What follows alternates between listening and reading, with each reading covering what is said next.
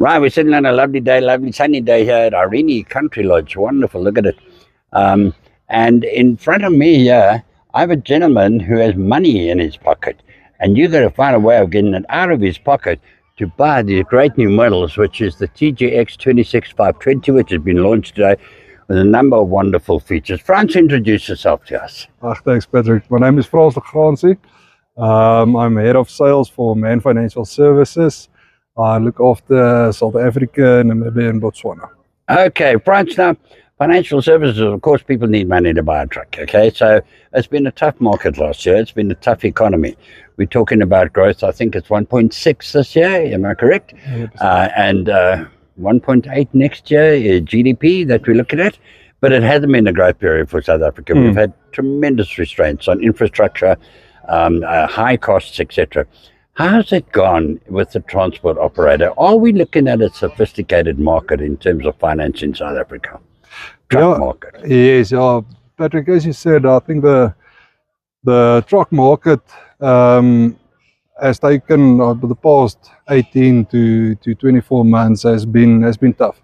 The different sectors within the market, specifically bulk, has taken some strain.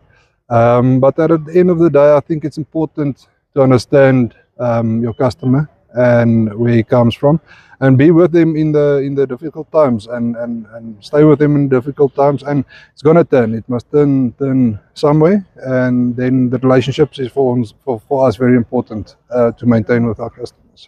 Frans, and everything's going good and things are turning and all that. I remember, COVID came along. Okay, put the market on hold. People had to park off their trucks. I think Reinhard parked off about 180, not earning a penny from any one of those, and yet still having to pay the bills.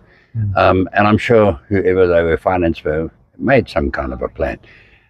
What you're saying is that you're there with your customer, close to your customer. If an unexpected outside influence comes in, and I particularly mention we're 2 days from the missiles hitting Iran, making a massive impact in the Middle East. We're all very nervous about a huge escalation of the conflict globally. Not only missiles flying around, but also oil prices, etc. Are you prepared for that? Your customers might get some shocks where their revenue is going to be impacted on through impacts outside of their control. Yeah, Patrick, I think we've been, as you mentioned, COVID now, and MAN and Man Financial Services has been in the country for years and years. So there's been a lot of ups and downs throughout the terms. And as I said, I think it's important to be proactive with something. As you mentioned, now we know there's something coming. And for transporter, TCO is very, very important, especially when a truck is running. Fuel common in me, but there's always that part of fixed costs, that your installments, driver salaries, and so forth. So being proactive and understand and be prepared when it's happened. As I said, we focus on customer relationships, and to understand what is the solution when something happens, and structure and get the customers through those difficult times is important with us, because we people work with people, and as long as we're involved to make sure we can stand by our customers throughout difficult times, and when the times turn, we will also be there. When do you? It's a horrible question to ask. There must be a point that you actually can't help the customer. When do you pull the plug? What would be the circumstance? We've got Middle East war, oil impacts, etc. And then you get a market like a commodities market that boomed like anything, and then it's sort of eased off. People geared up for that. They bought trucks for that. Now their trucks are standing, some of them. There must be a time when you actually have to pull the plug. Heartache? Yeah, pulling the plug is absolutely the last resource for us. That's nothing we look at from the get-go. As I said, it's important to work with customers through difficult times, and it's not like a set, if something happens then we pull the plug. As I said, for us it's not an option. We need to get the customers through. We need to make sure our customers stay competitive in the market, and that they're in it for the long run, same as us. So yes, there is times when it happens, but for us it's not first option. I was very happy to hear it ties in with what came through in the earlier conference, in the press conference, where you look at partnerships with a transporter, your customers. They're partnerships, and you're in it together. Yeah, so you go the full hog.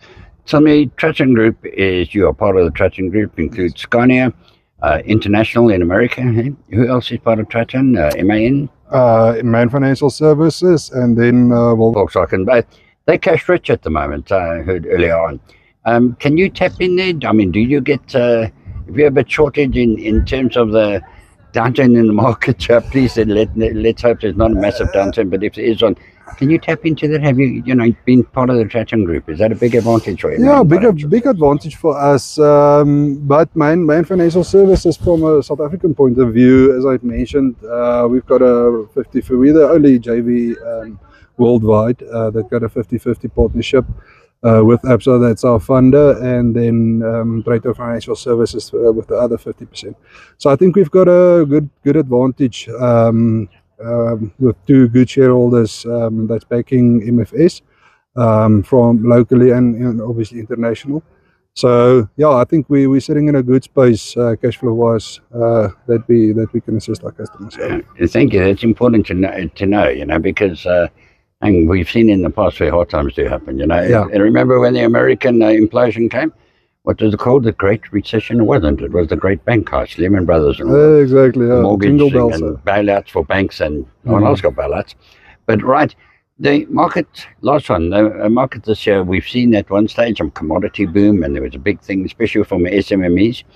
By the way, how are the SMMEs shaping out there in terms of applications for finance? Are they qualifying? Yes, it's stable. We're looking into that market. It's much more stable on the bulk side. On the minerals, seeing a bit of not a stabilization. We're waiting to see what's happening with the exports on the agri side for this year. I know there's a hell of a lot of maize in the country. Our surplus is quite big, and from what I understand, the maize on the field is looking good. So if the exports can start on the maize, I think it will help for the bulk guys to get some of the trucks back on that route. Currently, majority from them are running Zim. So for the mineral guys as well, to get some of the grain guys out of their system. We'll stabilize the market, but we'll need to see what's happening there. I know the rand dollar is not supporting that at this stage, but there is going to be a lot of product come harvesting time from the agri sector that I believe will support the bulk side. Yeah, I see we had a record citrus exports last year, 100%. And of course China has opened up to South Africa as well with our seed, fruit, pears, and all that type of thing. And China's also opened up a zero tariff import program for all African countries, on opposed to Trump, who's, what were we yesterday, 110%, and then the day after 30%, and then 0%, then 1%, and very, very unstable. I know where we are, yes, 100%. And of course there's a GOA that is also in the air. They say it's on for another year. That affects agricultural exports. But the commodities boom, is that over? Do you think that's because they're also looking at revitalizing rail, which is going to take a long time. But is that over in terms of truck purchases to cater for the increased volumes in the absence of rail that we saw in the past? Yeah, I don't think we will see a lot of expansion within the bulk side of the business. I think the rail is carrying what they must. The volumes is just lower. So on the coal side, I don't think it's gonna be what it was in the past. But rail, I don't think it's going to take a lot of. I don't think the guys is going to do a lot of replacements if the cash flow recovers from the last 18 months. So I think that business, because there's a lot of guys that's overdue on replacements and keeping back on replacements because of the stance we had in the past 18 months. So to answer your question, I don't foresee a lot of expansions.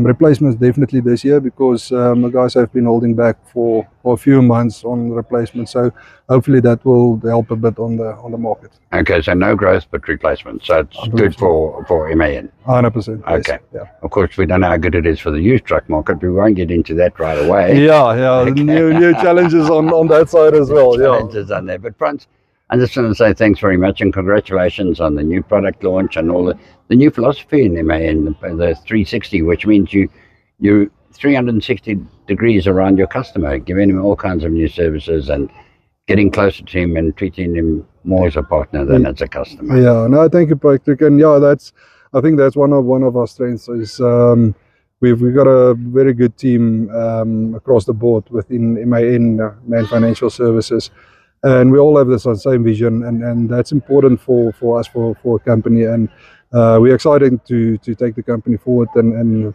getting this new truck on the road, and I believe it's going to make a big difference in the market. So we're very excited. The management team, we're all aligned, and looking forward to the year ahead. Well, thank you, Frans, and there we have it with the new Euro 2. TJX, eh? TJX, I got to get you TJX 26520, and it's a Euro 2, easy to service, old technology, no AdBlue or anything like that, and the money is there. The money is there. There we go. Definitely talk. Right, God bless you. All the best of luck through all the challenges ahead in 2026. Thank you, Peter. God bless you.